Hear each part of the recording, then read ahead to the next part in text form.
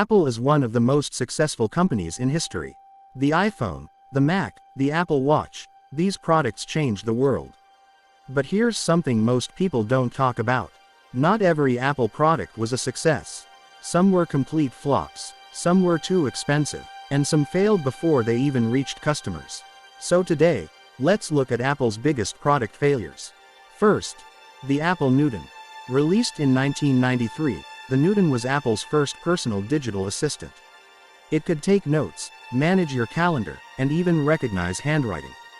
Sounds impressive, except the handwriting recognition barely worked. It became the subject of jokes, and despite being years ahead of its time, Apple eventually discontinued it. Next, the Apple Pippin. Yes, Apple once made a gaming console. Released in 1996, the Pippin was supposed to compete with the PlayStation and Nintendo 64.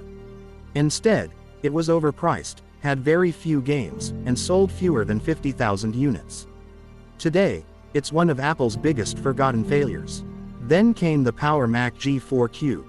Even today, it looks like a piece of modern art. It was compact, silent, and beautifully designed. The problem? It cost too much. Most people simply bought a cheaper Power Mac instead, and Apple discontinued the Cube after just 1 year. Now let's talk about AirPower. Apple announced AirPower in 2017. It promised something incredible. Place your iPhone, Apple Watch, and AirPods anywhere on the charging mat.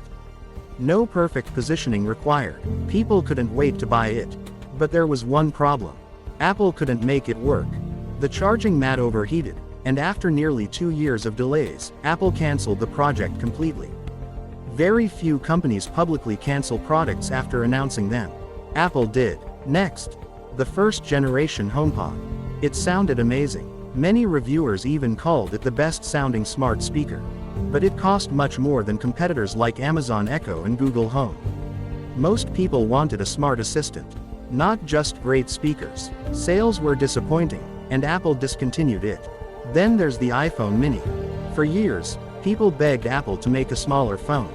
Apple finally listened. The iPhone 12 mini and 13 mini were powerful, compact, and easy to use with one hand. But when it came time to buy, most people still chose the larger models. The mini quietly disappeared. Next, FineWoven cases. Apple replaced its popular leather cases with FineWoven to be more environmentally friendly. It sounded like a good idea.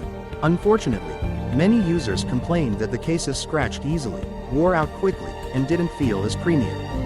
Even Apple fans were disappointed. And finally, the Apple USB mouse. Better known as the hockey puck mouse.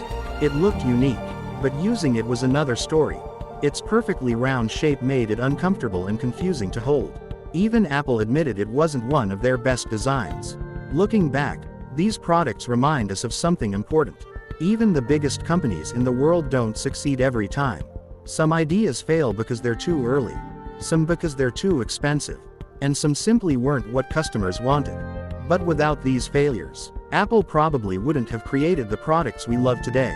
So here's the question. Which Apple product do you think was the biggest failure? And is there one that deserved a second chance? Let me know in the comments. And don't forget to subscribe for more Apple history, tech stories, and nostalgia.